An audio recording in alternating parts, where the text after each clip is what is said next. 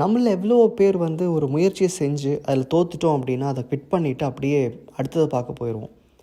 இனிமேல் இந்த வழி நமக்கு ஒத்து வராது, இதனால் நம்ம வாழ்க்கை மாறப்போகிறதில்ல அப்படின்னு முடிவு பண்ணி அந்த முயற்சிகளை முழுசாக விட்டுறது கூட உண்டு. நிறைய பேர் அதை வந்து ஒரு 5 வருஷம் 10 வருஷம் கழித்து ரெக்ரெட் பண்ணுவோம். இந்த மாதிரி ஒரு முயற்சி செஞ்சேன், அப்போ என்னால் முடியலை, அந்த வழி எனக்கு சரியாக என்னோடய வாழ்க்கையை அமைச்சு கொடுக்கலன்னு சொல்லி நான் விட்டுட்டேன் அப்படின்னு சொல்லி இன்றைக்கி வருத்தப்பட்டிருப்போம். ஆனால் ரொம்ப சில பேர் மட்டும் தான் தேவை என்னவோ அதை நிலைநிறுத்திட்டு தொடர்ந்து அவங்களோட முயற்சி செஞ்சுக்கிட்டே இருப்பாங்க. அப்போது இதில் வந்து ஒரு காலகட்டத்துக்கு மேலே தனக்கு வாய்ப்புகளே இல்லைன்னு தெரிஞ்சால் கூட இன்றைக்கி நம்மக்கிட்ட என்ன வாய்ப்பு இருக்குது, நம்மளால் என்ன செய்ய முடியும், நமக்கு அடுத்தடுத்த கடமைகள் என்ன அப்படின்றத பார்த்துட்டு நம்ம தொடர்ந்து போனால் கூட இந்த பிரபஞ்சம் நம்ம எங்கே போய் சேரும்னு நினச்சோமோ அதுக்குண்டான ஒரு வழியை உங்களுக்கு ஏற்படுத்தி கொடுக்கும் அப்படின்றது தான் இந்த கதையில் நீங்கள் புரிஞ்சுக்க போகிறீங்க. என்னோடய வாழ்க்கையில் இது சம்மந்தமாக நிறைய அனுபவங்கள் இருந்திருக்கு. அதாவது என்னோடய ஆசை என்னவோ என்னோடய தேவை என்னவோ அது ஏதோ ஒரு வகையில் திரும்பவும் என்கிட்ட வந்து சேர்ந்துருக்கு. அப்போது உங்களோட முயற்சிகள் உங்கள் அந்த எண்ட் ரிசல்ட், அந்த அல்டிமேட் கோல் மேலே இருந்தால், உங்களோட எண்ணங்கள் அது மேலே இருந்தால், நீங்கள் என்ன நினைக்கிறீங்களோ அந்த இடத்துக்கு ஒருவேளை நீங்கள் முடிவு பண்ண வழியில் போக முடியாட்டி கூட உங்களுக்குன்னு ஒரு வழியை பிரபஞ்சம் கண்டிப்பாக உருவாக்கி கொடுத்துரும். அதை இந்த கதையை நீங்கள் கேட்கும்போது புரிஞ்சுப்பீங்க. எல்லாருக்கும் வணக்கம். நான் மதுரையிலேருந்து பேசுகிறேன். என்னோட இந்த சக்ஸஸ் ஸ்டோரி உங்கள் எல்லாத்தையும் ஷேர் பண்ணிக்கிறது ரொம்ப ரொம்ப சந்தோஷம். எபிக்ரிகேப் சேனலுக்கும் ஜேனாக்கும் ரொம்ப ரொம்ப நன்றி. ரொம்ப கஷ்டமான சூழ்நிலையில் வந்து உங்கள் சேனல் எனக்கு ரொம்ப பெரிய ஹோப்பாக இருந்திருக்கு. ரொம்ப நன்றி அண்ணா. அப்புறம் என்னோடய சக்ஸஸ் ஸ்டோரி எங்கே ஸ்டார்ட் ஆகுதுன்னா, நான் 2019 மேல வந்து என்னோடய பிஜி கம்ப்ளீட் பண்ணியிருந்தேன். அப்போது எனக்கு ஒரு ஐடி ஜாப் கையில் இருந்தது. ஸோ அதனால் சென்னை போகிறோம், அந்த ஐடி ஜாப் பண்ண போகிறோம், அவ்வளோதான். அது தவிர பெருசாக ஒரு கோலோ எந்த ஒரு எய்மும் கிடையாது. அப்படியே போயிட்டு இருந்துச்சு.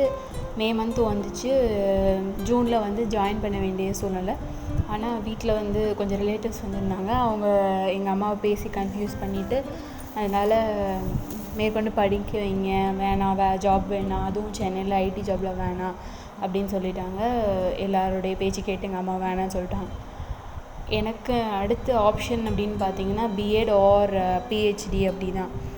பிஎட் பண்ணணும்னு எனக்கு இஷ்டம் இல்லை, பிஹெச்டி பண்ணுறதுக்கும் இஷ்டம் இல்லை. பிஎட் பே பண்ணுறதுக்கு அளவுக்கு பெருசாக சோர்ஸும் கிடையாது.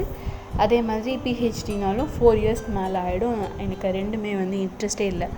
ஸோ என்ன பண்ணுறதுன்னு தெரியல. ரொம்ப கன்ஃபியூஸ்டாகவும் ஸ்ட்ரெஸ்டாகவும் இருந்துச்சு. அந்த டேஸ்லாம் ஏன் அந்தளவுக்கு ஸ்ட்ரெஸ் ஆனேன்னு எனக்கே தெரியாது. ஆகஸ்ட் மந்த் வந்து பிஹெச்டி எக்ஸாம், என்ட்ரன்ஸ் எக்ஸாம் நடக்க போகுது.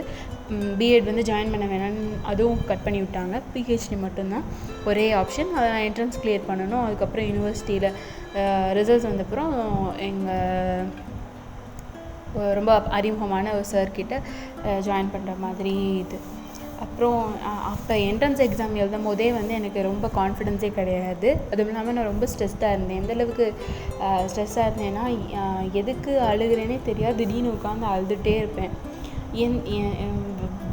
ஃப்யூச்சர் எப்படி என்ன ஆக போகுது அப்படின்ற ஒரு பயம் இருந்துகிட்டே இருந்தது. ஒரு கன்ஃபியூஸ்டாகவும் ஸ்ட்ரெஸ்டாகவும் இருந்த டைமில் அப்போது சிஎஸ்ஐஆர் நெட் எக்ஸாம் கிளியர் பண்ணியிருந்தா ஸ்டைஃபண்டோட பிஹெச்டி பண்ணலாம். ப்ளஸ் இடையில வந்து ஜாபும் கிடைக்க வாய்ப்பு இருக்குது. அதனால் அதை கிளியர் பண்ணணும்னு சொல்லி இங்கே லோக்கலில் இருந்த ஏதோ ஒரு சென்டரில் ஜாயின் பண்ணிவிட்டு லேர்ன் பண்ணிகிட்டு இருந்தேன்.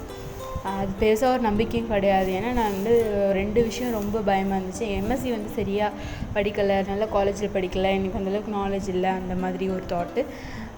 இன்னொன்று வந்து எனக்கு பொதுவாகவே நெட் எக்ஸாம் வந்து கிளியர் பண்ண முடியுன்ற ஒரு கான்ஃபிடென்ஸும் கிடையாது. அதனால் எனக்கு சுத்தமாக எதுவுமே தெரியலை.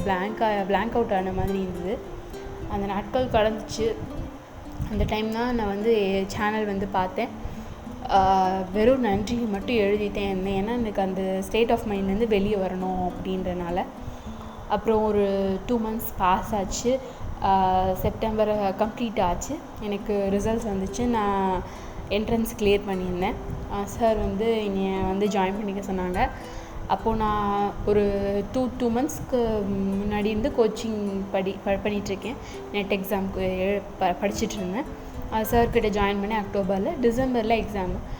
அந்த 2 months அக்டோபர், நவம்பர் அண்ட் டிசம்பரில் ஒரு பாதி நாட்கள் வந்து எப்படி நகர்ந்துச்சுன்னா, நான் மெஷின் மாதிரி ஒர்க் பண்ணிட்டு இருந்தேன். எல்லாமே வந்து லா ஆஃப் அட்ராக்ஷனோட ஒரு ரிசல்ட்ஸ் தான் நான் சொல்லணும்.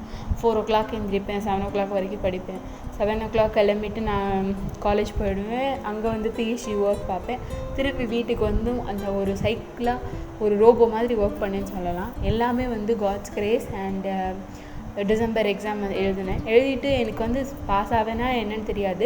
ஆனால் நம்மளுடைய பெஸ்ட் கொடுத்தோம், அந்த ஒரு திருப்தி இருந்ததோடு நான் அதை விட்டுட்டேன். அதுக்கப்புறமா கேட் எக்ஸாம் இருந்தது. அதனால் அதை படிக்க போயிட்டு எனக்கு ரிசல்ட்ஸ் பற்றி எனக்கு கவலையே இல்லை. பாஸ் ஆவேனாலும் எனக்கு ஒரு இது இல்லை.